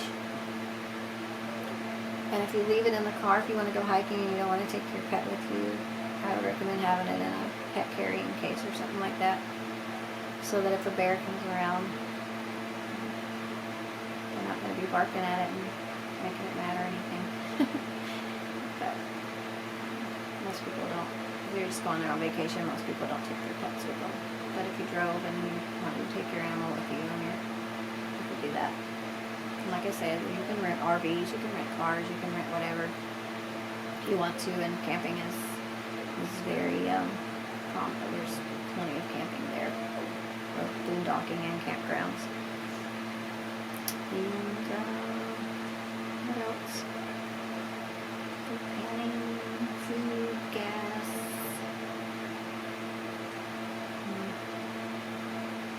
Oh, one place you might really want to go to is the museum at the college over in Fairbanks. If you're in Fairbanks area, definitely go to the Museum of Natural History and Wildlife. They have so much, oh my gosh, they have so much stuff in there. It's a huge museum, super nice. There's a reindeer farm there at the college that you can also visit. And lots of hiking trails. Boardwalks, bird watching. If you're a birder, believe it or not, Alaska is huge birding state. Water birds, shorebirds, regular birds, all kinds of birds go there to Alaska. It's amazing. And this is something too. A lot of people complain about mosquitoes being really bad, bugs, that kind of stuff. They're not that bad. They're seriously not. I've been going to Alaska for the past 15 years. I lived there for almost 3 years, and I've never ever been bit by a mosquito in Alaska. And there are no ticks, so you don't have to worry about that. There are no fleas, you don't have to worry about that. There's no snakes, you don't have to worry about that. There's really no dangerous spiders either. I think in some of the southern places, like close to the like southeast Alaska and some of the other places like that, there are brown recluse, but they're very reclusive. And you're not really going to encounter those, so you don't have to worry about that really. What else? I guess that's pretty much it for what I have for right now. I'm sure I'll think of something else. I'll probably watch this video and I'll be like, oh gosh, I should have told them this or I should have told them that. But I think that's about all I have to say. I think right now I don't think Alaska's really forcing masks or anything like that anywhere. So you don't have to worry about that. I'm sure if you want to wear one, you're welcome to, but it's not being pushed or anything. What else? Oh, earthquakes. So I've talked to a couple of people that said they would never go to Alaska because of all the earthquakes. I was in Alaska when the 7.2 earthquake hit.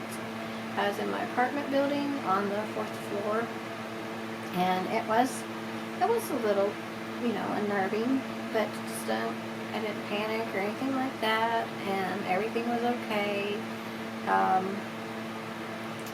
Just if you're there and you happen to be in an earthquake or something like that, just don't panic, stay calm, and just listen to what other people are doing, and it'll be okay. It's no more frightening than, say, a tornado or a hurricane or forest fire or anything else like that. You just have to keep your wits about you and do what they ask you to do and things like that. If you're driving or something like that and it happens to start shaking your car around a little bit, just pull your car off the side of the road and stop. But yeah, they only have about. So I would say if that's something that's keeping you from going and enjoying Alaska, I wouldn't let that keep you from it, because you could be anywhere and something happened to you. It's just, if it's your time, it's your time, and don't be crazy and walk up and expect to hit a grizzly bear or something and say, well, it's not my time, I'll be okay. I wouldn't recommend that. Use some common sense. But if you're in an earthquake, just stay calm and just do what everybody else is doing or what they tell you to do. If you're near a coastline and they say there's a tsunami coming or something, just follow everybody else and go higher ground. And there really is a lot of higher ground down there, so you don't really have to worry about that too much. You can always go up on a hill or a mountain or something. What else? I think I've covered everything. How much time do you need there? I would say anywhere from maybe, you could do a lot of things in just 4 or 5 days, because you can do things, so late. You can drive till 3, 4 o'clock in the morning and it's still pretty much daylight. You can still see wildlife. You can go into the national park in the middle of the night or early morning or whatever, and you have lots of daylight time, so you can do a lot of traveling from one place to another. And so you can see a lot. I would even, even if you just had 3 or 4 days and you were going to be flying there, that would be plenty of time. Just fly in, get your rental car, take your milepost with you, and mark out some stuff that you want to go see, and just head out and go see stuff. Like I said, from the Anchorage airport, there's so much to go see, just just not too far away. And you just plan day trips from your base in, Anchorage, or you can go, say, like I said, to Seward and get a hotel room or something like that. There are quite a few now. They've got quite a few bed and breakfasts and lodges and things like that you could stay in. There's so much to do. Like I said, if you would like some help doing an itinerary and you're not sure where to even start or what to do, or just don't think that the milepost is going to be enough help for you or whatever, just get in touch with me and I will gladly help you. I don't charge anything for it. It's just something I enjoy doing. Like I said, I just want everyone to get a chance to go to Alaska and see it before the glaciers are gone, before it gets any more built up or whatever in some areas. just so much to see, so much to do there. It's just beautiful. And so I just like people to be able to go and see that. And if you really, really want some help and you want to spring for my fight there, I would gladly be your chauffeur and cousin from another mother and show you around. I would gladly do that. I really would. All you'd have to do is spring for my transportation there. And yeah, I don't eat much and I sleep in the car and have a good driver, an excellent driver. And I know how to use camera equipment, so I can help you take pictures. And yeah, I'd be your personal guide and drive you all over the place, and you could enjoy the ride. And I know Alaska like the back of my hand, all areas of it just about. So yeah, keep me in mind. I've actually worked with some people that were personal tour guides, and they traveled all over the world with families and stuff, you know, taking them and showing them things that they knew about. I know some really neat off the beaten path places in Alaska too. So yeah, so also like I said, if you're in Anchorage and you get near Girdwood, go to the Alaska ski resort in Girdwood and go to the trails back there, since they're so neat. There's a ski lift, ski lift thing that you can take up to the top of the mountain there too. Girdwood's a neat little town, it really is. And all over Alaska they have some really cool festivals. They have the state fair in September, which is really cool. It's a huge, huge state fair, and they have the Guinness World Record vegetables are all grown there, that area. Which, like I said, I'll go more into that when I do my train tour that I'm going to do, my train tour. We'll go right through that area where the state fair is, and I'll tell you a little bit about it. But yeah, it's just to conclude the video, if you're wanting to go out there, like I said, I'll be more than glad to help you. But get you a milepost and just go through there and just mark everything that you want to do. And like I said, if you are wondering how much time you would actually need to see a lot of stuff, like I said, just 4 or 5 days, you know. You could fly out, see quite a lot in 4 days, and then fly back. There's a lot to see and a lot to do there in pretty close areas.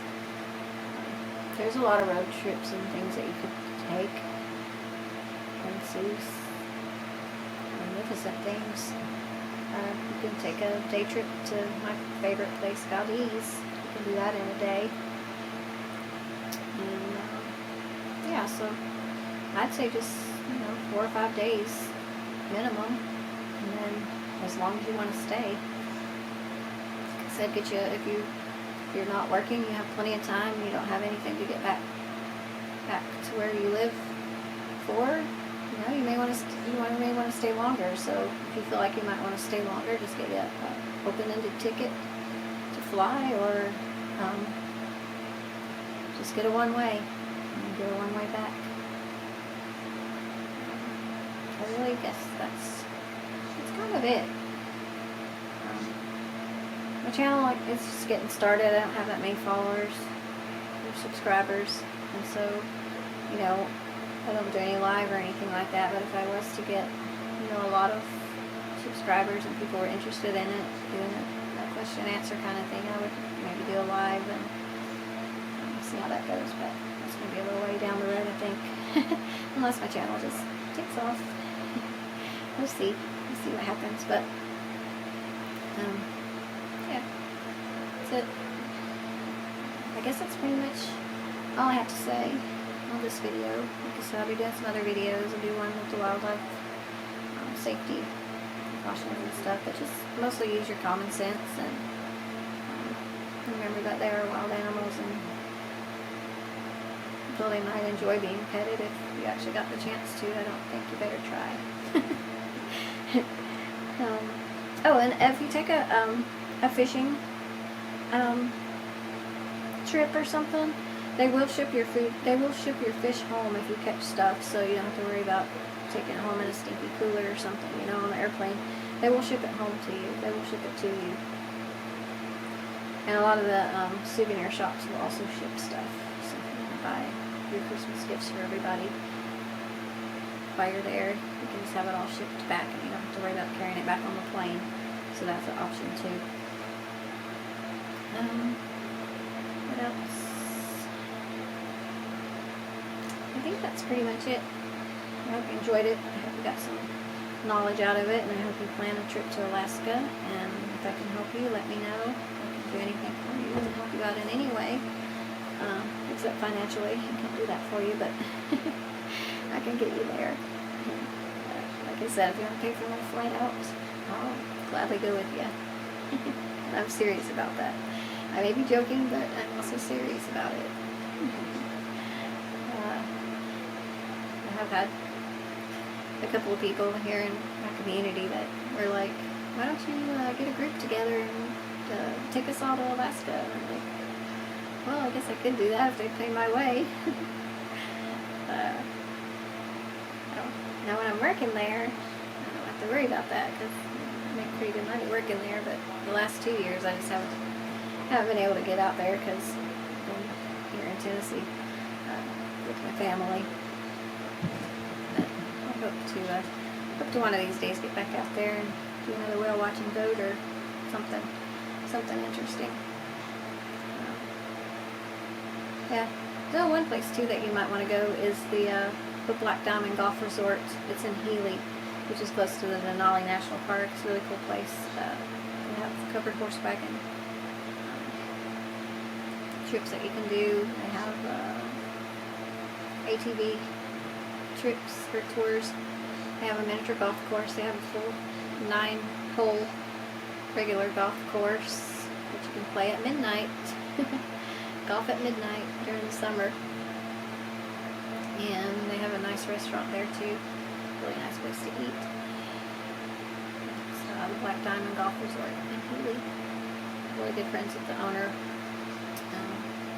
Also, if you, like I said, if you do would like to go there and do work or whatever and get a job and stuff, I can try to help you out with that too. I have a video on that too, about getting a job out there. And yeah, I guess that's pretty much it. If you have any doubts about going there or any fears or anything like that, please don't, because it's an amazing place to go, and you can go there and do it on your own. It's safe. The people in Alaska are super nice people. There's not really a bad part of town or a bad area or anything like that. Of course you do have the riffraff here and there once in a while, but for the most part it's pretty safe. And like I said, people are super nice.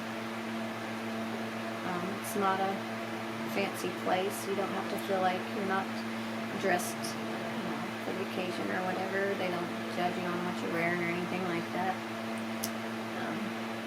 So yeah, just check it out if you get a chance to, and don't believe all the misconceptions and ideas you might have about, or other people have told you they think it's that way. But alright, so that's pretty much it for this video. Like I said, anything I can help you with, just let me know. Also, if you're a vlogger and you're thinking, well, I don't know, it might be expensive or something like that, but you're at the same time planning a cross country with the lower 48, going here, going there, everywhere.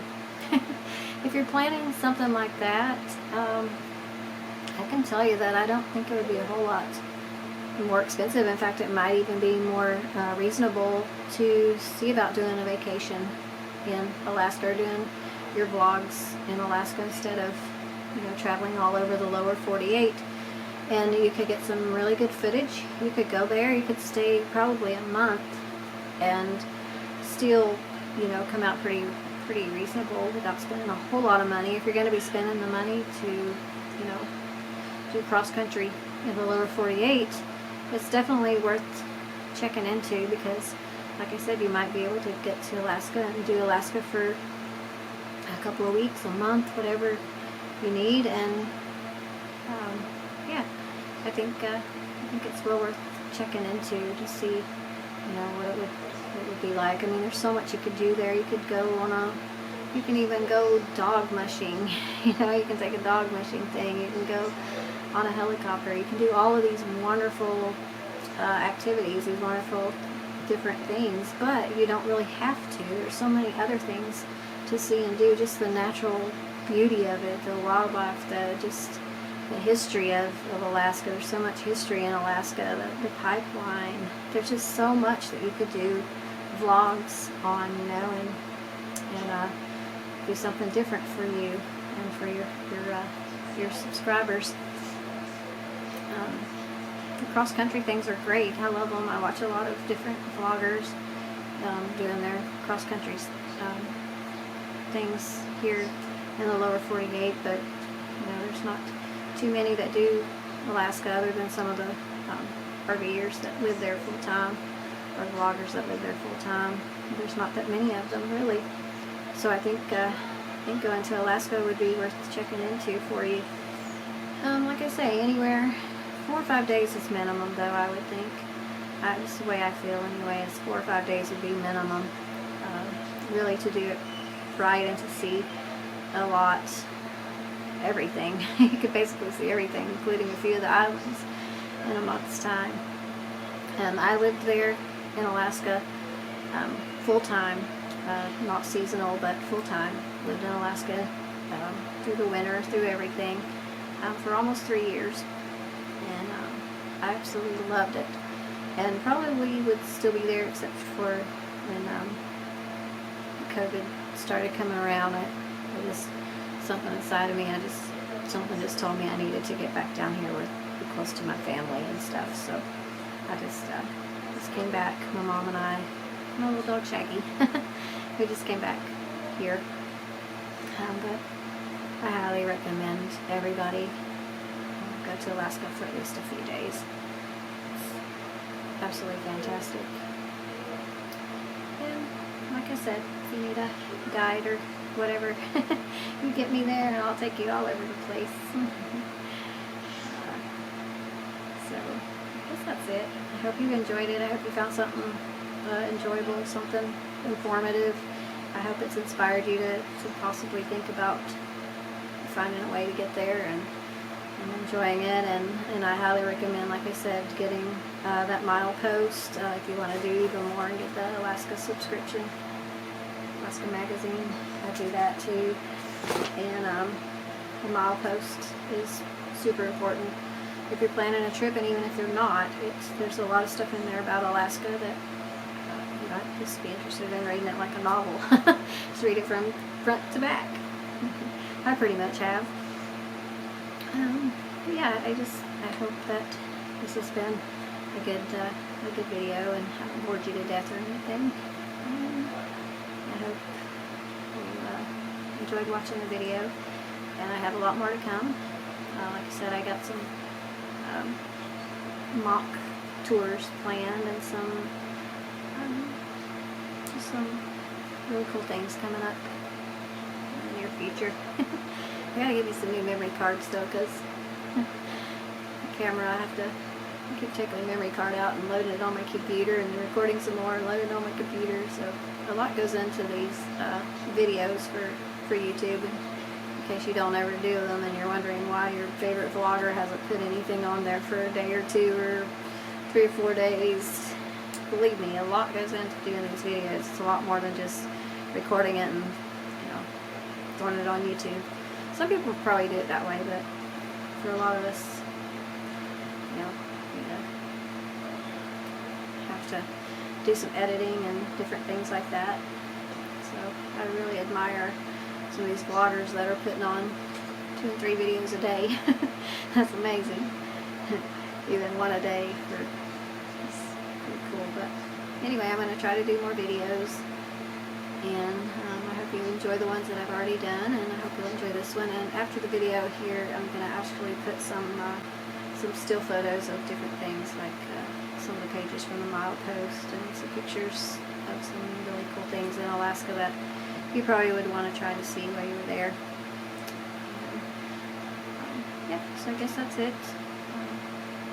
I really appreciate y'all guys watching. All of y'all are very important.